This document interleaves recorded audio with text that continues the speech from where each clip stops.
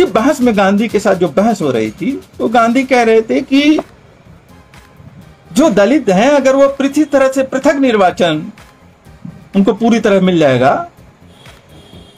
तो वो पूरी तरह से हिंदुओं से अलग हो जाएंगे। तो डॉक्टर अंबेडकर ने एक प्रस्ताव रखा था, जहां तक मैंने पढ़ा, इसको और मैं देखना चाहता हूं कि दो तरीका अपना लेते हैं। कुछ सीटें ऐसी जहां पृथक निर्वाचन हो और कुछ सीटें ऐसी दलित प्रतिनिधियों को जहां संयुक्त निर्वाचन हो। तो संयुक्त निर्वाचन होगा तो आप जो कह रहे हो एका भी बनी रहेगी, और पृथक निर्वाचन में दलितों को पृथक प्रतिनिधित्व भी मिल जाएगा। यहां एक चीज राजनीतिक समझ लें कि डॉक्टर अंबेडकर को दो भय सताता था। एक भय तो ये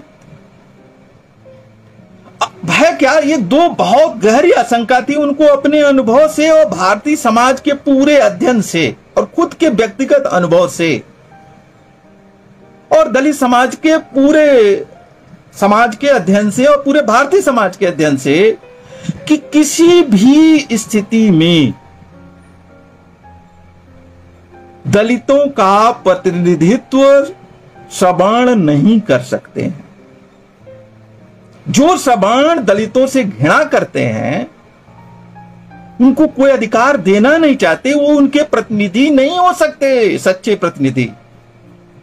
और दूसरी बात कि अगर दलित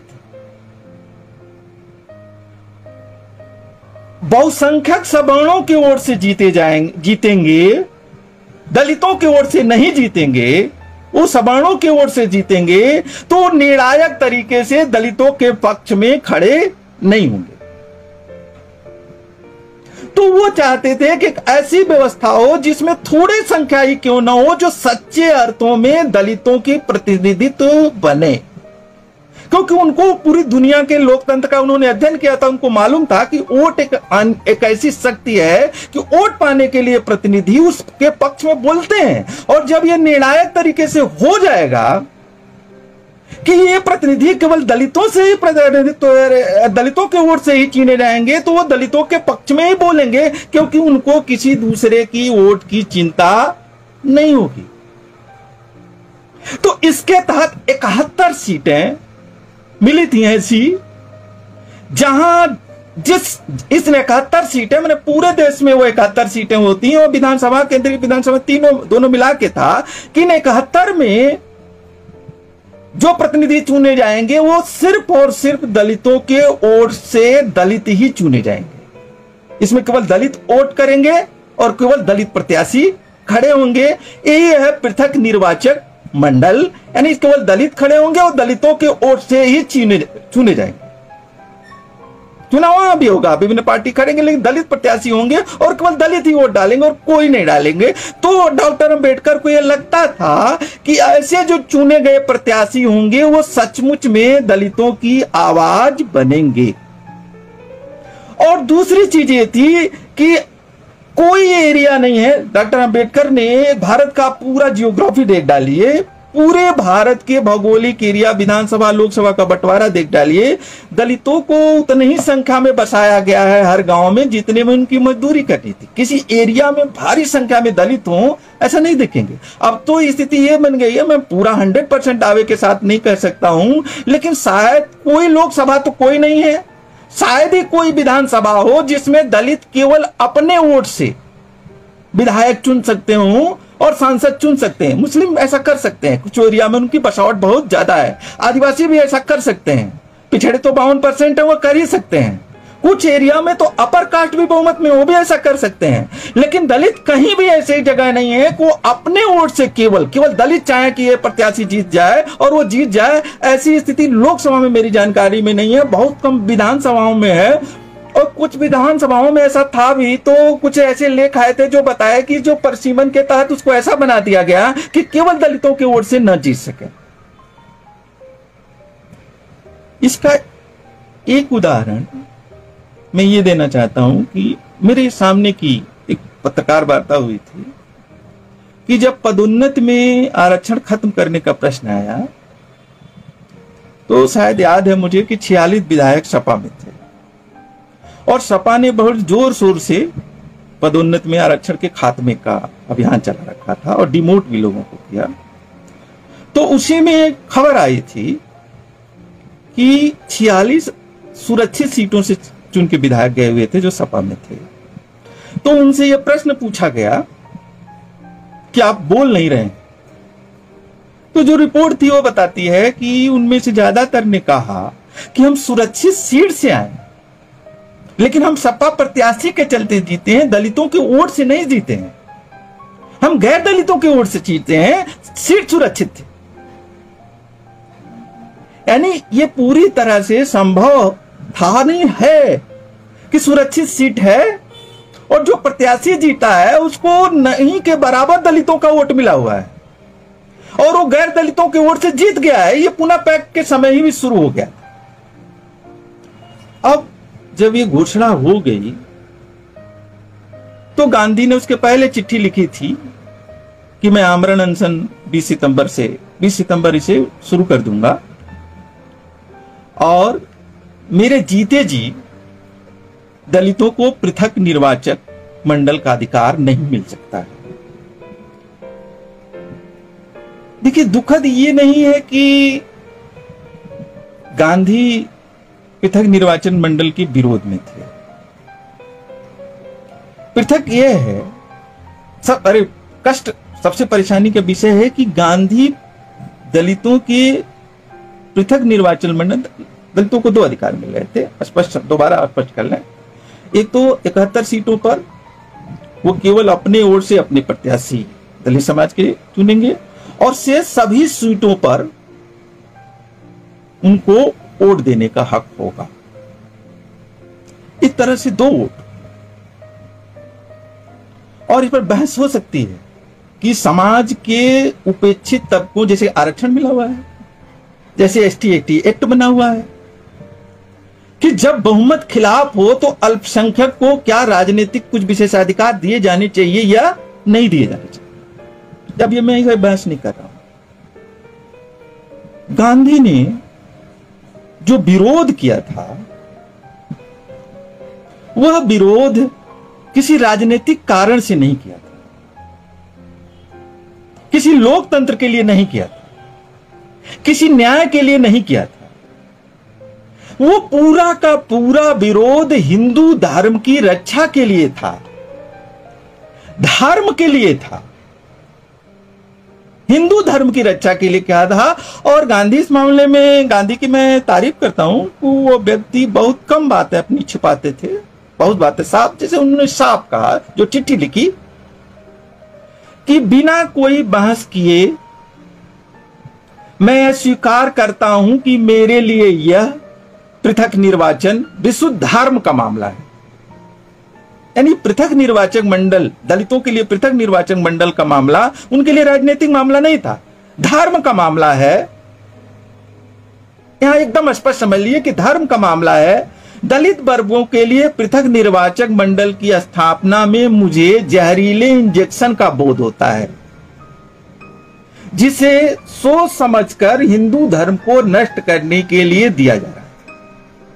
वे पृथक निर्वाचन मंडल को हिंदू धर्म को नष्ट करने वाला मानते थे और उनके लिए धार्मिक मामला था।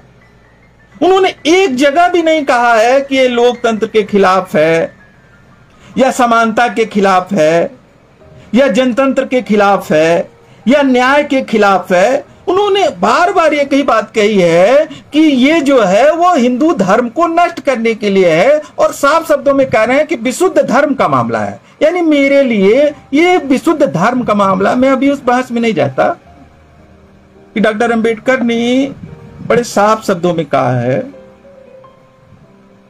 कि वर्ण, जाति और फिर सत्ता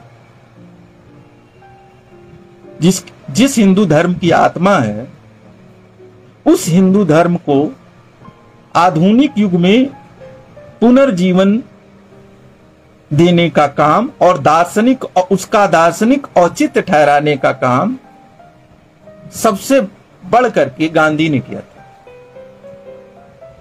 फिर उसी दूसरी चिट्ठी में लिखते हैं गांधी ये योजना अछूतों को पृथक निर्वाचन का, ये योजना हिंदू धर्म में एक विभाजन पैदा कर देगी।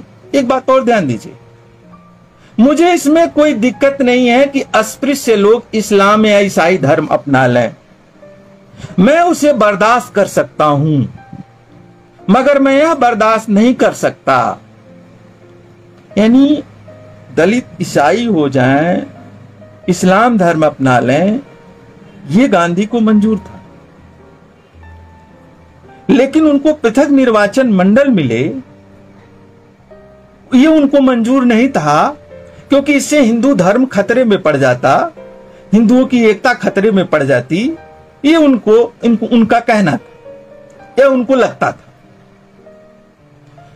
मैं और भी उदाहरण दे सकता हूं, मैं उसमें नहीं जाता, कि पूरा का पूरा गांधी का जो अनशन है, आमरण अनशन, डॉक्टर अंबेडकर ने लिखा भी कि ये आमरण अनशन अगर करते देश की आजादी के लिए, ये आमरण अनशन करते हिंदू मुस्लिम एकता के लिए, अगर ये आमरण अनशन करते कि जाति व्यवस्था के खिलाफ या छुआछूत के खिलाफ ये आमरण अनशन करते कि अगर देश में आज से छुआछूत खत्म नहीं होगी तो मैं मर जाऊंगा। लेकिन जो आमरण अनशन उन्होंने, एक आमरण अनशन ये किया, वो किसके खिलाफ? डॉक्टर अंबेडकर लिखते हैं कि दलितों को एक थोड़ा सा हक मिल रहा था, और बड़ा विवरण, बड़े विस्तार से डॉक्टर अंबेडकर बताते हैं कि जो समुदाय आर्थिक तौर पर वंचित है, सामाजिक तौर पर उत्पीड़ित है, धार्मिक तौर पर उपेक्षित है, मानवीय गरिमा से उपेक्षित है, उसको एक राजनीतिक अधिकार मिल रहा है, जिससे वो अपने जीवन को थोड़ा गरिमामय बना सके और थोड़ा अपनी थोड़े अन्यायों को से लड़ने की उसकी क्षमता थोड़ी बढ़ सके, उसको एक अधिकार मिल रहा है, और ये व्यक्ति उस अधिकार को खत्म करने के लिए आमरण अनशन कर रहा है। और यहां तक उन्होंने 10 पेज का एक लेख है, उन्होंने कहा था मैं इसे स्वीकार नहीं करूंगा। पहले उनका पूरा मन था कि मैं नहीं स्वीकार करूंगा, क्योंकि गांधी कोई अजर अमर नहीं है, आज मन अरे कहीं कभी नहीं कभी मरेंगे, आज भी मर जाए तो क्या। पहले उनके मन में बात थी को स्वीकार नहीं करेंगे, किसी भी सूरत में नहीं स्वीकार करेंगे, क्योंकि उनको लगता था कि एक अधिकार, राजनीतिक अधिकार, आप देखिए वोट का हक मिल गया है, आज दलितों की हालत में आरक्षण का एक अधिकार मिल गया, वोट का एक अधिकार, दो ही चीज तो मिली है। इन दोनों के चलते अभी तो खेती पर कोई हिस्सा मिला नहीं, फैक्ट्रियों में तो कोई हिस्सा मिला नहीं, जमीन जायदाद में तो कोई हिस्सा मिला नहीं दलितों को कम से कम। तो एक दो हकों ने उनकी स्थिति में थोड़ा परिवर्तन कर दिया। अगर पृथक निर्वाचन भी मिल जाता तो कम से कम हर संसद विधानसभा में उनके ऐसे प्रतिनिधि होते जो डट करके केवल उन्हीं की आवाज में बोलते, वो मजबूर ना होते, जिसे कहते हैं डॉक्टर अंबेडकर बाद में को औजार ना होते अपर कास्ट पार्टियों के या अपर कास्ट वोटरों के। लेकिन पूरी परिस्थिति ऐसी बनी कि गांधी ने जो आमरण अनशन शुरू किया, त्यों ही दलितों के खिलाफ एक पूरे देश में माहौल बनने लगा। डॉक्टर अंबेडकर के खिलाफ, दलितों के खिलाफ, और ये पहले ही शुरू हो गया था। गोलमेज सम्मेलन से ऐसी रिपोर्टें आती थी जो जैसे कोई देशद्रोही हूं डॉक्टर अंबेडकर, गलत। डॉक्टर अंबेडकर ने लिखा भी है, गोल सम्मेलन से ही रिपोर्टें आने लगी थी, तभी से माहौल बनने लगा था। और अनशन के बाद तो एक ऐसा माहौल बना और पूरे देश में दलितों के खिलाफ माहौल बनने लगा, हिंसा की छुटपुट घटनाएं भी शुरू हो गई, और ऐसा लगने लगा कि ऐसा पूरा माहौल बनाया गया। हम जानते हैं आज की, उस समय की मीडिया अखबार थी, आज की मीडिया जो ये मीडिया है, कि ऐसा पूरा माहौल बनाया गया कि जैसे गांधी की मृत्यु के जिम्मेदार डॉक्टर अंबेडकर। तो दो चीजों ने डॉक्टर अंबेडकर को बाध्य कर दिया। एक तो ये कि उनको जिस तरह का माहौल बनाया, बहुत विस्तार से उन्होंने लिखा है, जिस तरह का माहौल बनाया जा रहा था, वो उस माहौल में अगर गांधी की मृत्यु हो जाती तो पूरे देश में दलितों के खिलाफ भयानक अत्याचार और हिंसा होती। और नो डाउट आज भी हम नहीं हिंसा रोक पाए। आज साल भर हो गया, हाथरस